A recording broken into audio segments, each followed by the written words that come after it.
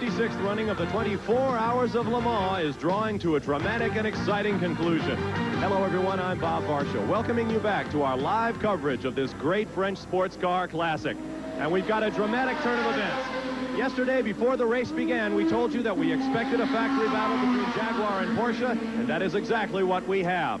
Just a short while ago, Klaus Ludwig in the number 17 factory Porsche, whose mistaken gas mileage put he and teammates Derek Bell and Hans Stuck 2 laps down to the leaders, passed Johnny Dumfries in the number 2 Jag to bring his team back onto the lead lap. But speed alone may not determine who ultimately wins this great race. And for more on that, let's go to my pit road colleague through this twice-around-the-clock marathon, Marty Reed. If this were a heavyweight championship fight, we'd be going into the last round, and every single round would be toe-to-toe, blow-by-blow. What's happened here is both these teams went out waiting to see which one would blink or brake first, and they've used up an awful lot of fuel, so much so that in the early goings of the last 6 hours, they've had to back out by as much as 11 to 12 seconds a lap. With the exact numbers, let's go to Larry Nuber. The rounded off, very basic figure to keep in mind is 25 liters of fuel for every 15 minutes on the racetrack, or about 100 for every hour. Both the leading Jag at the time, the number 2 car, and the leading contender, the number 17 Porsche, came in about 1 p.m. And at that time, both of them appear to have enough fuel to go the distance. With 2 hours to go, the Jaguar had 210 liters of fuel in its tank, and the Porsche had 243. And it seemed to us that both of them were in a position to stand on the gas and race to the finish if they needed. But during the last half hour, as Bob Varsha told you, the leading contender, the number 17 Porsche, has picked up the pace and moved to the front. And in just 40 minutes on the racetrack, used up an enormous amount of 86 liters of fuel. And that number put them over the limit. By my calculations, I believe they have to decelerate to finish this race. The Jaguar should be able to go the distance.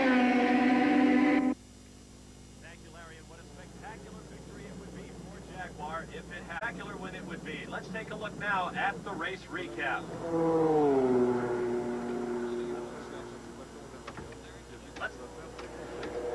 Let's take a look now at the race recap. We'll be back after this break to take a look at the race summary up to this point.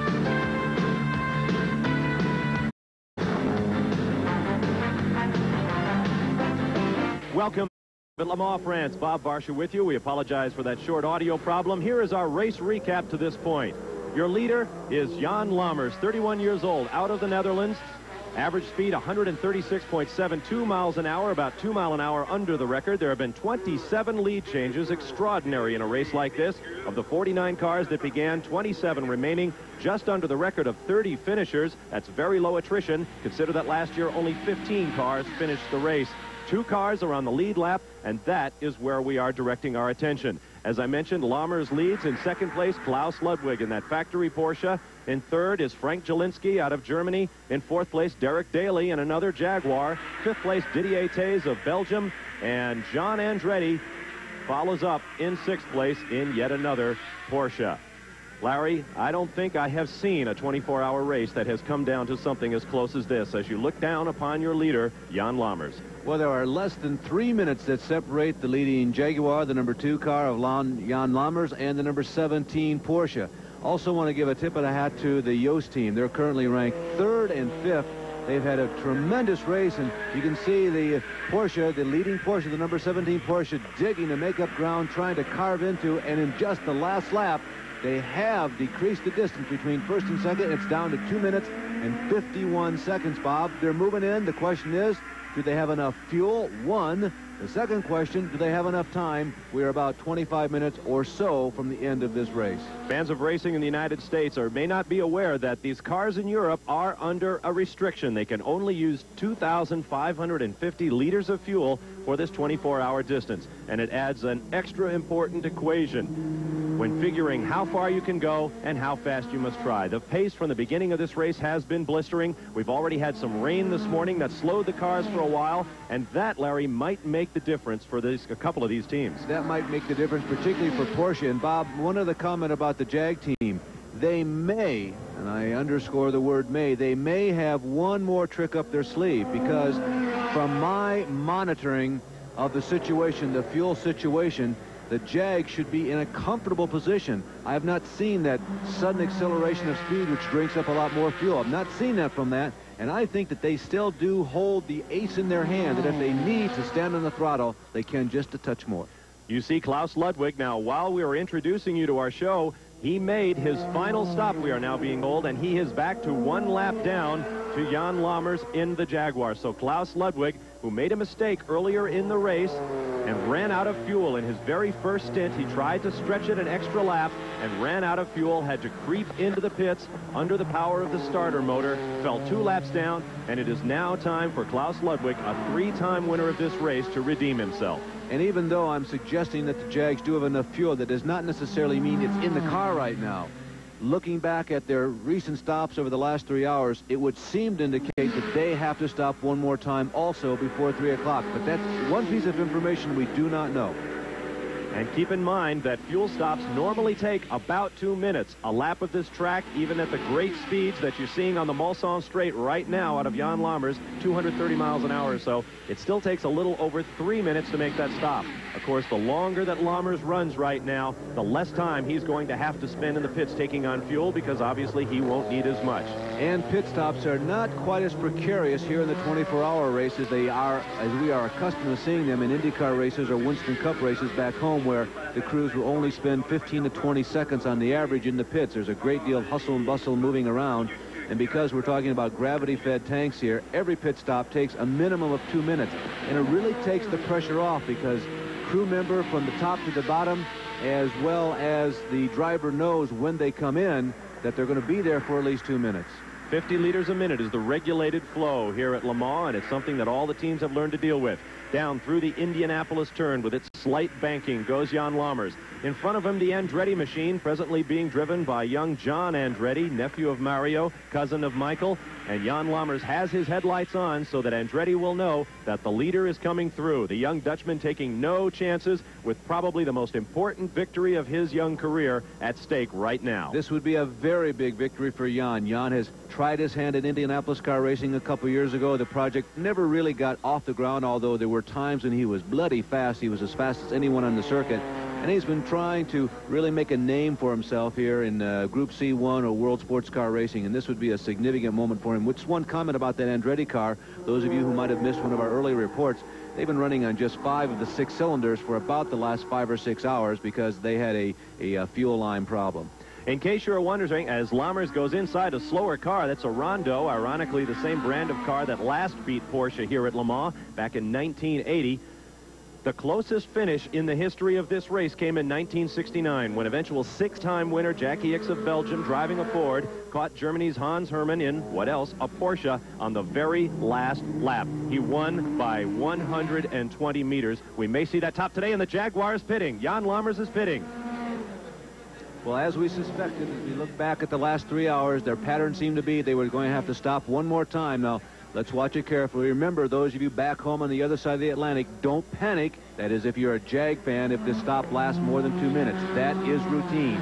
He probably has about a 4-minute cushion. That's our best guess, because he had about a 2-minute lead before the Porsche made its stop. Now, the Porsche is likely to get back on the same lap with this leading Jag. You see Tony Dow, one of the team leaders, right hovering over the top of the car. And, Bob, that was a quick pit stop. Yeah, about 15, 16 seconds by my reckoning, and as we suspected, they did not try to fill the tank. They just tried to put on enough fuel with a margin of error to get Jan Lammers to the finish. And what a spectacular victory this would be for Jaguar. Their drivers, all young, all relatively unknown. Lammers in this car, which he has been sharing with, help me with this one, Larry, with 2 other young drivers.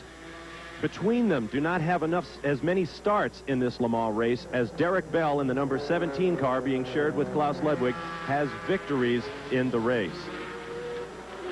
The crew in the car, in addition to Lammers, is young Andy Wallace and Johnny Dumfries of Great Britain. I'm getting so excited, Larry, that I'm losing track of these names that I've been trying for 24 hours to remember. Between them, they do not total the 6 races that Derek Bell has won here. And each of those 3 drivers in their own way is struggling to establish himself in the motor racing game. And the win would be so important to each one of them in his own way. this will be a big day not only for the factory, but for the 3 individual racers also. There is the number 17 car, Klaus Ludwig, coming to the end of the long Mulsanne straightaway. And as he does, Marty Reed has a comment from pit road.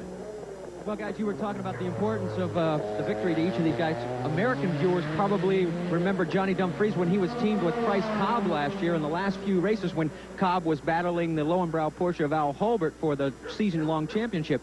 And it was Dumfries who made a terrible mistake at San Antonio, crashing the car and taking Price Cobb's chance away at the driving crown. So this would sort of redeem him in the eyes of many people across in the U.S. Well, good point there about crashing. Indeed, Lammers, the guy in the car right now, also has a reputation as something of a fender bender. In fact, members of the other teams call him Jan Slammers. He has spun a few cars in his day, has the young man, but today he stands to do very well indeed, winning the 56th 24 hours. Remember, going all the way back to the beginning of this race, we thought that this was the Rabbit. This car has essentially, except for a brief Porsche period for about 4 hours, led the race from the beginning, and Lammers has been the quickest. Well, we have an exciting conclusion coming up. Wallace, Lammers, and Dumfries for Jaguar are your leaders. Chasing hard is Klaus Ludwig. We'll be back live to Le Mans, France in a minute.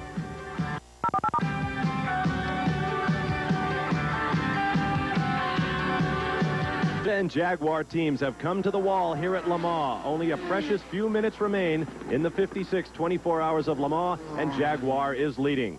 There's plenty more action coming up today live here on ESPN starting at 12:20 Eastern Time. Ayrton Senna of Brazil has the pole for the Grand Prix of Canada, followed by his McLaren Honda teammate Alain Prost.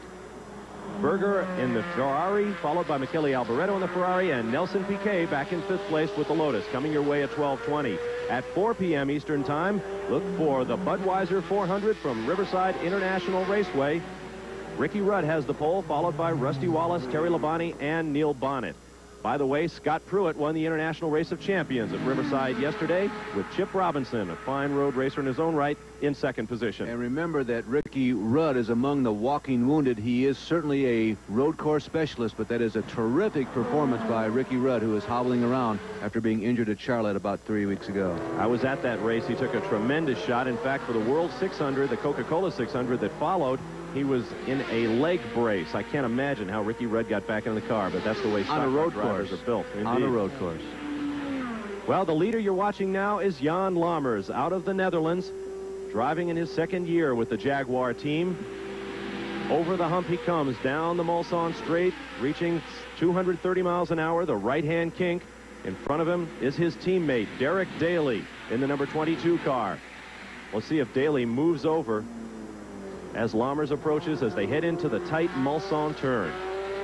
It is likely that he will. Daly, by the way, has also had a very stout week. Let's see the move here that Derek makes as they come out of Mulsanne turn. They're heading toward what I like to refer to as the back section of the course as we go back to the 2nd place Porsche, the number 17 car. And what do we determine? That Stuckey is behind the wheel right now. Hans is there. Now Klaus Ludwig is presently driving. Okay. Klaus Ludwig, the man who made that error that seemingly put them completely out of contention for this win, but they have come back. It's been a long uphill battle, and there you see the 2 car of Jan Lammers getting by as Derek Daly moves over. Daly, as I started to comment, has been one of the stronger running Americans over here this week. I think he surprised a few people. That car, there is some indication there is Derek signaling to his teammate, hey, you're clear, go on and take home the checkered flag for the purple and white, the big cat Jags for 1988. But Derek has been very quick, and it seems as though, I think he surprised a lot of people and got the maximum out of this machine. Oh, he definitely has. Derek Daly, who was tested very late before this race by the Jaguar team. In fact, a lot of names were tossed up for Jaguar. In the short 3 years, a lot of drivers would have loved to have had that seat. But Kevin Cogan and Derek Daly took those seats along with Larry Perkins, a saloon car driver from Australia, and they filled out that 22 car for Tom Walkinshaw. Kevin, by the way, was telling me that the reason why he got this seat is that he was one of the finalists for the IndyCar seat. Things just didn't materialize, and in the final transactions, Tom Walkinshaw promised him this ride at Le Mans and delivered. Well, that'll give him his opportunity to take a slap back at Porsche for not giving him that ride. What better than to take away the prize that Porsche treasures most? After 12 victories in this great race, including the last 7 in a row, we may be seeing the end of the Porsche dynasty, at least for 1988. And now, an unusual tradition, or perhaps not so unusual when you think about it, is the flying wedge finish here at Le Mans. And I suspect that perhaps what Derek Daly in the number 22 car following has been told to do is stay right there with Jan Lammers. They feel like perhaps they've got this one in the bag. As you take a look at the clock there, I'd say unofficially 12 minutes to go. Lammers will team up with Derek Daly, and if they can find the third car out there running on the racetrack, they will probably team up with it as well to give Jaguar a beautiful photo finish.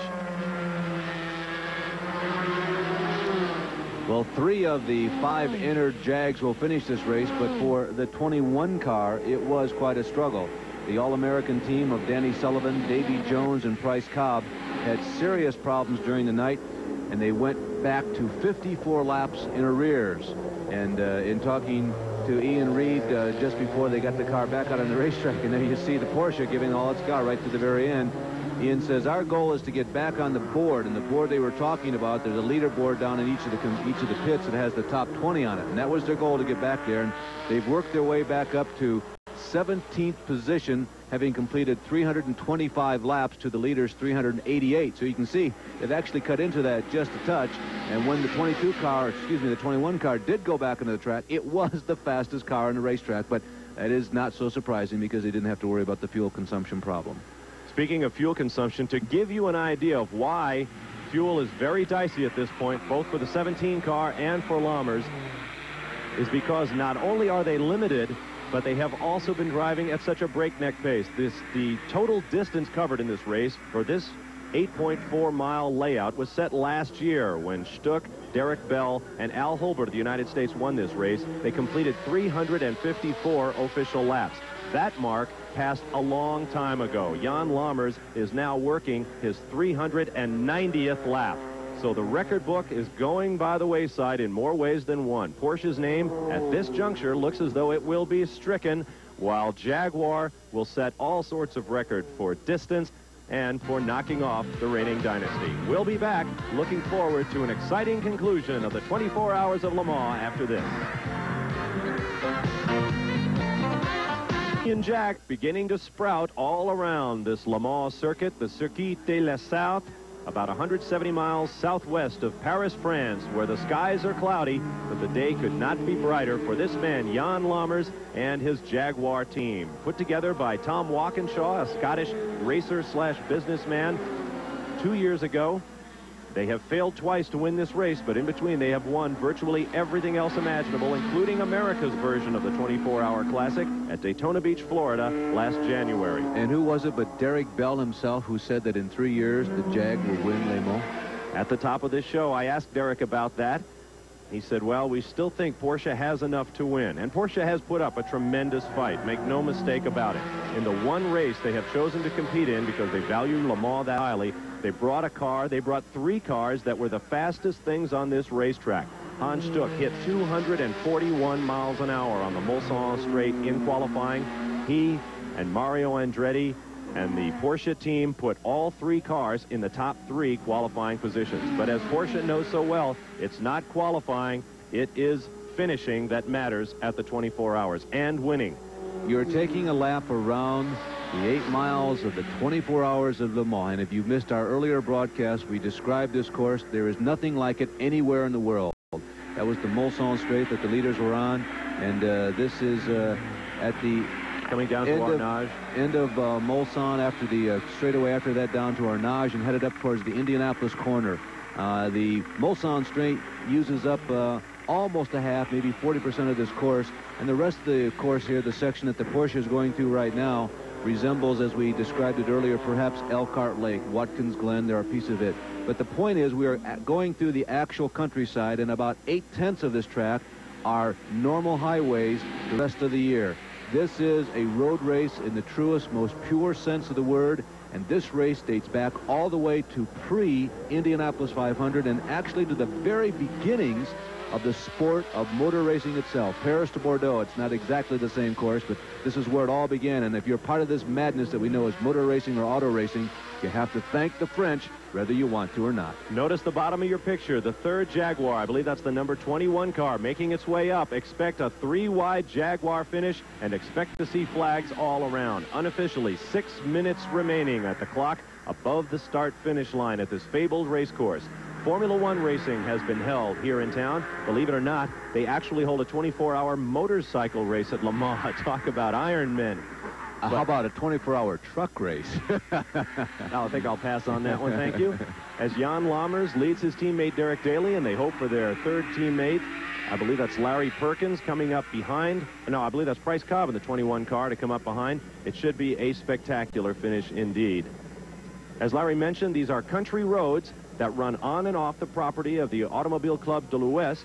They own a racetrack. In fact, they own a very large and very beautiful racing facility, which they then open the gates of and spread out onto the country roads to hold this 24-hour classic. There you saw one of the turns that takes them back onto the property. They will go around a little bit of a different road for this sports car course, 8.48 miles around. Within it, there is a hippodrome. There are hundreds of homes and businesses. There is a golf course. There is even a kart course named for Alain Prost. That's go-kart, not kart Indy cars. All the people are standing here in France, getting ready for the conclusion.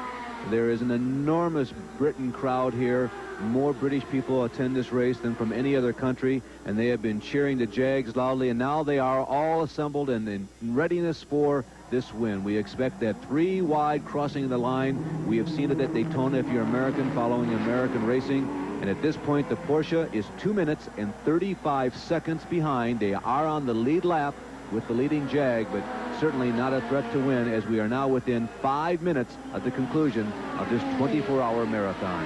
And what a shout is going to go up. You see the fans beginning to scale the fences. That's a very dangerous thing to do, but we predict, and I can be very confident about this, there is going to be madness when this race finishes with Jaguar up in front. Bob, believe it or not, on Wednesday, that was the topic of conversation when I was standing in the pits with the Andretti's before they went out on the track the first time. John, Michael, and Mario were standing there, and the subject of post-race came up. And the first thing out of everyone's mouth was, as soon as you cross the finish line, be prepared to stop immediately. That was a 15-minute conversation before the first practice began. And in fact, there has been a darker side to the great fan enthusiasm for this race. In fact, a group of British fans were arrested at this point on the race course. The corner workers waving their flags in salute to the winners. By my estimation, we have about 4 minutes. I think they will one more lap. I think they might slow down a little bit on this last lap. They know they've got it won, and they want the clock to strike 3 o'clock here in France before they get there. And I think the corner workers know that as well. I'll tell you, they better be careful, because they are only about 6 or 7 kilometers right here around this 13-kilometer course.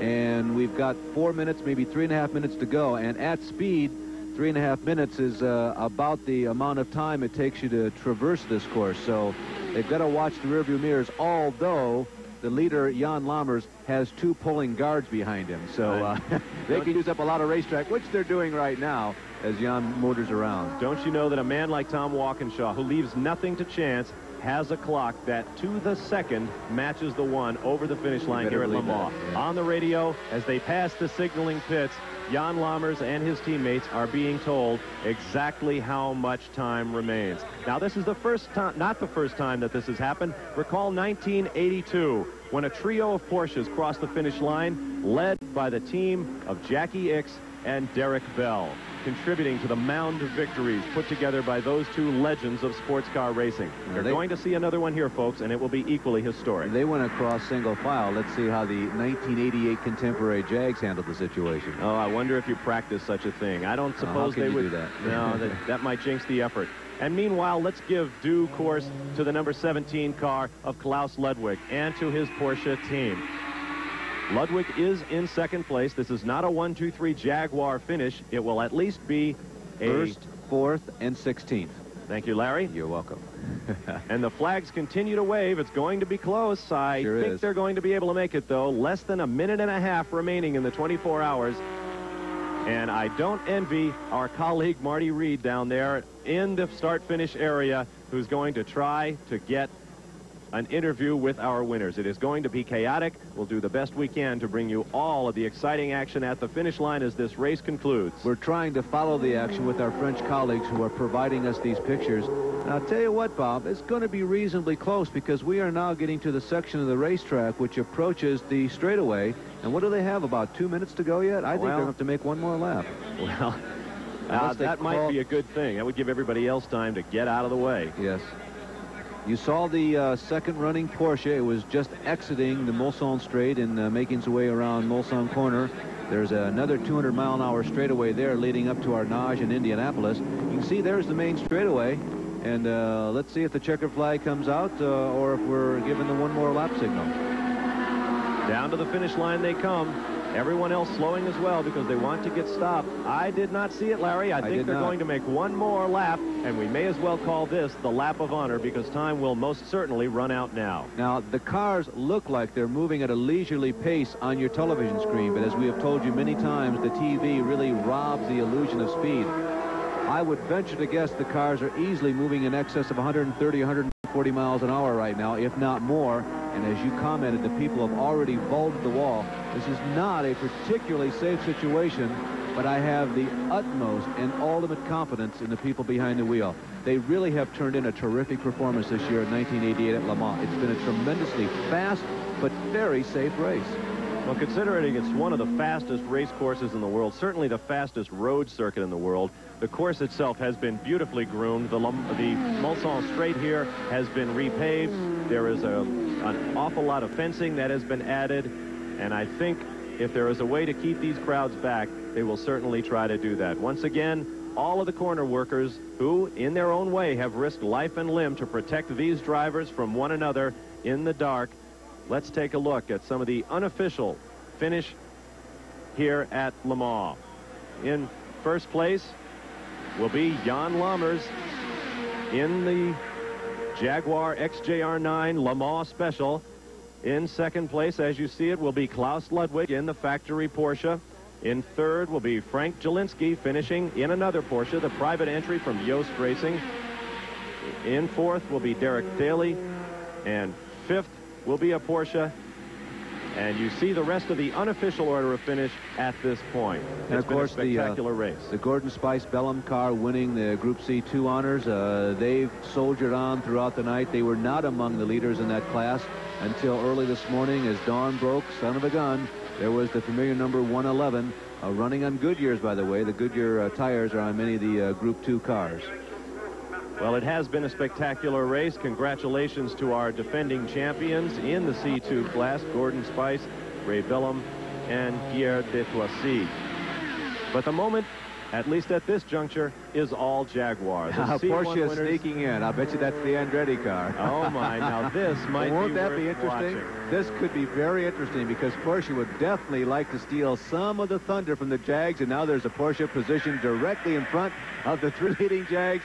But Mr. Andretti, we're guessing it's John, is that correct? That's correct. Politely, John moves over and signals his colleagues from America as well as the competitors he has raced against for the last 23 hours, probably 24 hours plus now as they move by. Very gentlemanly sportsmanship gesture. Although I might point out that Porsche did spoil the finish at Daytona for Jaguar, which was, in fairness to Porsche, partly Jaguar's fault. They were so enthusiastic, Martin Brundle and John Nielsen, who was driving the car at the conclusion, that he just simply wanted to go flat out to the finish and found himself sandwiched between a pair of Porsches when that victory shot was taken. What's your guess for the flying formation here coming down the checker? Everybody back in America, take your bets. We got a possibility of a V, single file, or three abreast. I expect a V. I don't think there's going to be any doubt that John Lammers will be in the middle with one of his teammates on each side. And this is history, ladies and gentlemen. The first time in 7 years that a car other than a Porsche has won the 24 Hours of Le Mans. And look at the flashing headlights from one of the other competitors, and in fact that is a Porsche. I believe that's Didier Taze. For the first time since 1957, Jaguar has returned to Le Mans, and they are going to win. And look at the crowd. Jaguar wins. And immediately Jaguar stops. And I hope a Jaguar survives this. Well, the Andretti's called it that as soon as you take the checker flag, stop immediately. It was is, I guess, no surprise, but every year you see it, it still is astounding. You can't believe that you're describing what you're about to see if you talk about it the day before the race, but it happens every year. Thousands of people pour immediately out of the stands and surround all the drivers that finish. Just to finish Le Mans is so important.